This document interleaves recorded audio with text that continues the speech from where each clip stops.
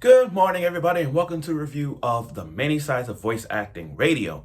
Now, normally you see me wearing an anime shirt, but I have to work, so before I get to work, I want to talk about this show, The Many Sides of Voice Acting Radio, before I go to work. Anyway, you know, something about The Many Sides of Voice Acting Radio tells me something. And it tells you guys something about this show and about this episode. The fan base. This is what happens when a fan base gets toxic this is what happens when a fan base is so toxic. And it's like such annoying ass fan bases. God damn. Let's look at all the annoying toxic fan bases out there. The JJKs of the world, Jujutsu Kaisens, the My Hero Academia toxic fan base, the JoJo fan base is toxic as fuck. The freaking Demon Slayer toxic fan base toxic as fuck. DBZ fan base toxic as well. You know what I mean? I'm just naming all these fan bases because that's what fan bases do. They troll, they trigger, they keep bragging and bragging about how this is the GOAT, how this is number one, how this guy fight scenes better than the other, how this and that.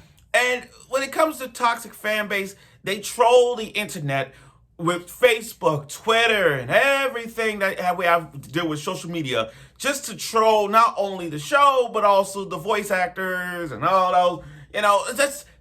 It's hard in the voice acting, the idol industry, and that's what we're seeing in this episode. Now, last week was one of many, the bet is on.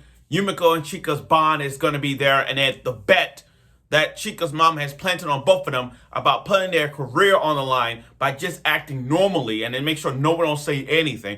That's what it's decided. That's what it's going to be. So it's like, well, the worst case scenario, something bad happens. But I want to get to this episode before I go to work, so I'm going to get right to it. So without further ado, let's get right to it with the Many Sides of Voice Acting Radio Episode 7 review. Let's do it. Okay. Now, remember I said about fan base?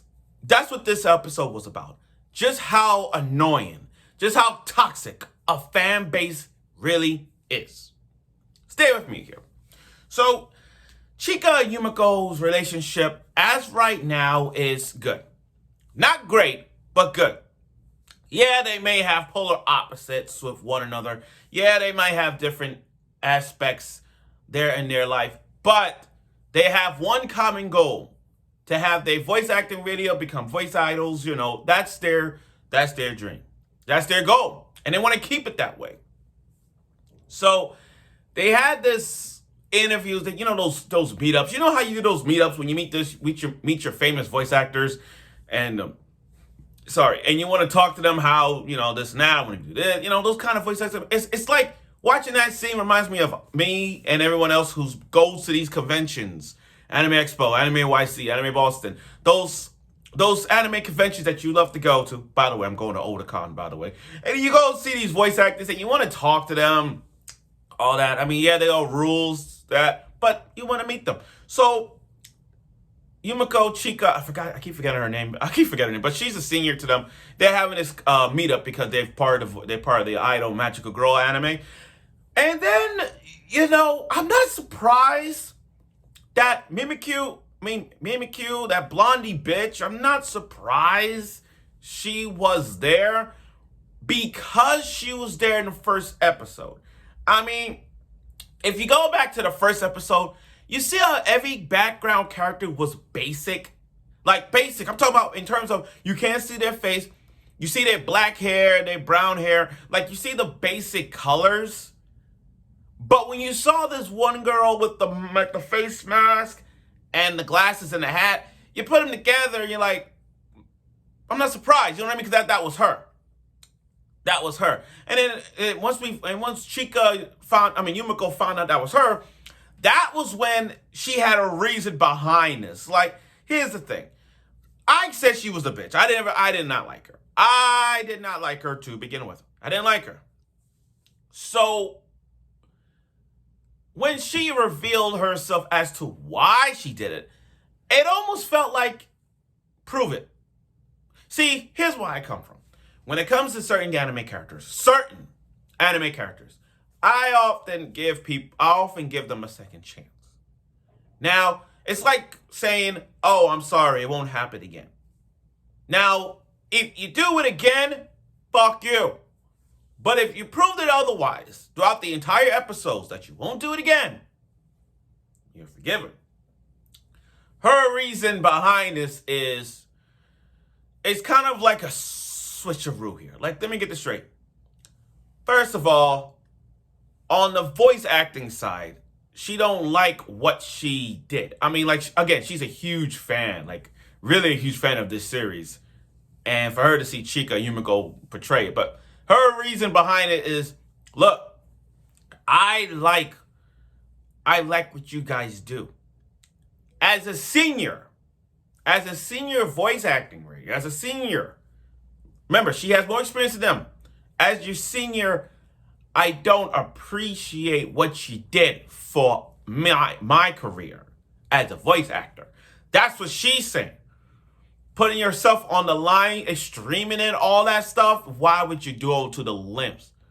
But I like the series. I like the show. I don't want you guys to leave. I don't want y'all to leave the series that I love so much. That's what her reason is.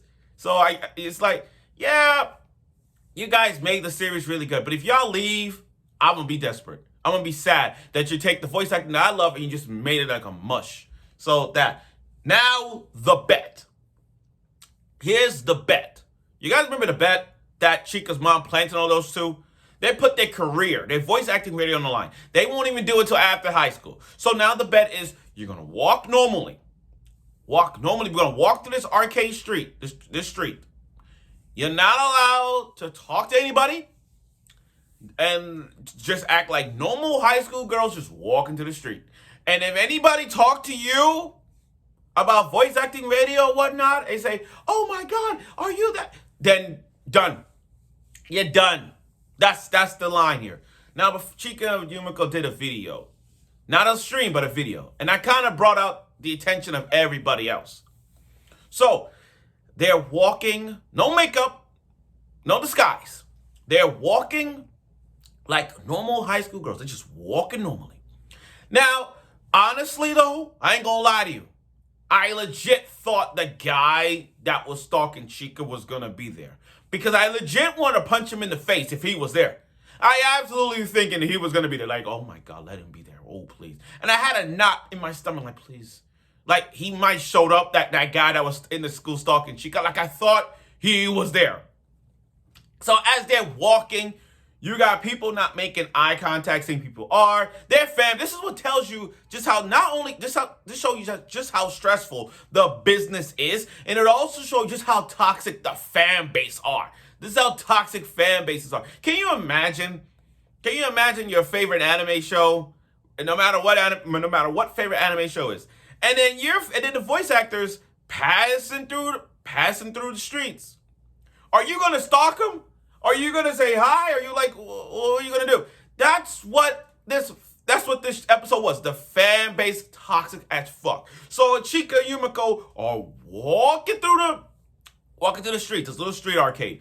Everybody, in there was like two incidents that was gonna happen. The first incident was this guy that was gonna talk to both of them, like really expose them. But then you got one fan that was trying to stop this other fan from letting him go through and nothing happened. And then you got this other guy who was going to ruin their reputation until Yumiko came in and sacrificed herself. She sacrificed herself and let Chika and Yumiko walk through the end of the street.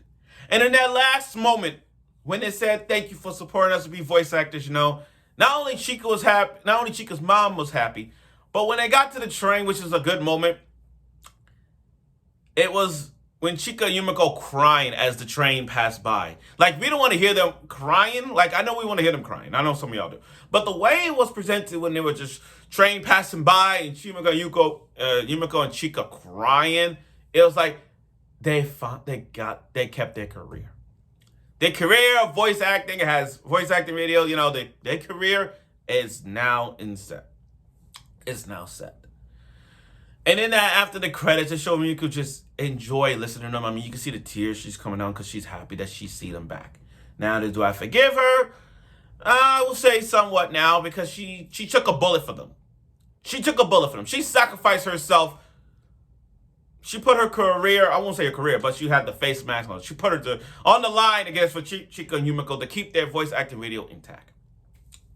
But overall, though, this episode was so many mixed emotions. It felt cringe.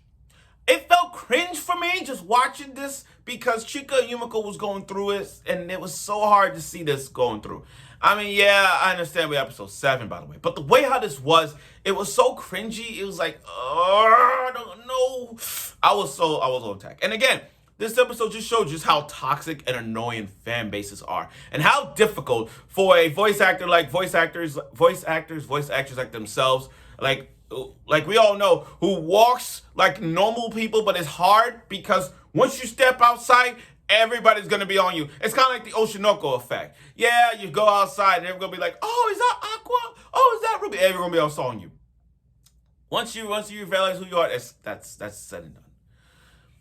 But again, this episode, and I'm happy because Chika and Yumiko's career is now set. They finally bonding, even though they have different things, but at least they're bonding, and I like it.